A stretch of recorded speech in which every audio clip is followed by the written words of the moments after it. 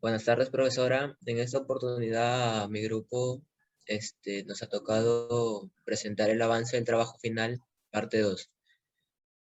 Los integrantes son Morelia Mercedes Peña Mesa, Luis Enrique Hernández Cortés, es- Yair Montalbán Benítez. Cabe recalcar que no se ha podido presentar por motivos personales al video, pero sí ha participado del trabajo.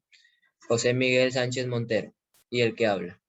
A continuación, mi compañero Luis Enrique nos hablará sobre el tema. Siguiendo con la exposición, el tema que hemos elegido en el grupo es la educación en Perú en tiempos de pandemia en los años 2020 y 2021. Como vemos, esta investigación la hemos elegido porque abarca muchos ámbitos en estos tiempos de educación, ¿no?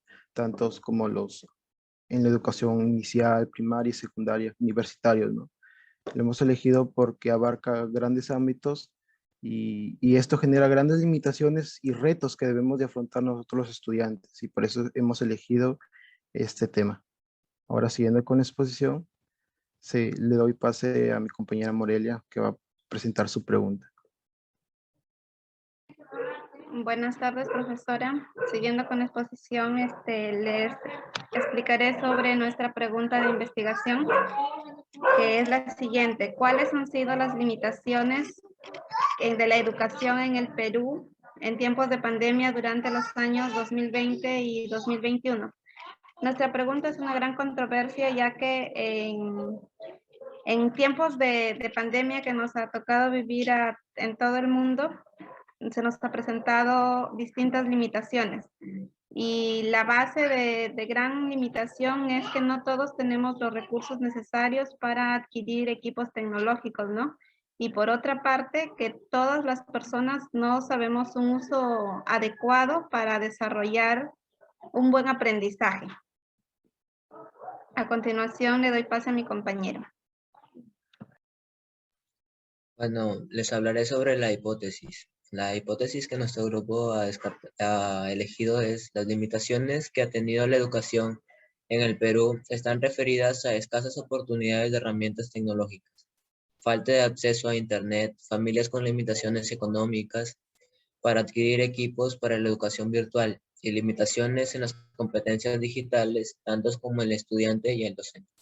A continuación, mi compañero José les va a dar la relación que hay entre la hipótesis y la pregunta.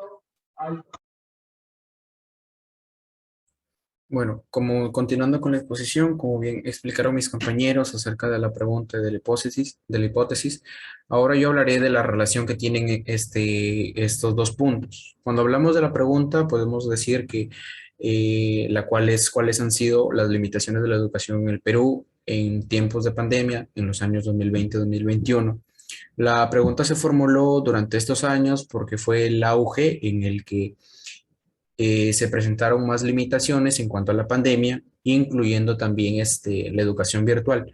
Por eso, cuando hablábamos en la hipótesis de las limitaciones, tratamos de explicar ciertos puntos específicos que son los que más resaltan, que serían la falta de las escasas oportunidades al momento de conseguir herramientas tecnológicas, como en este caso sería un celular, un laptop, una tablet, que podrían ayudarnos en nuestro aprendizaje progresivo, asimismo como la falta de internet, que sería fundamental para llevar un correcto funcionamiento de las clases virtuales.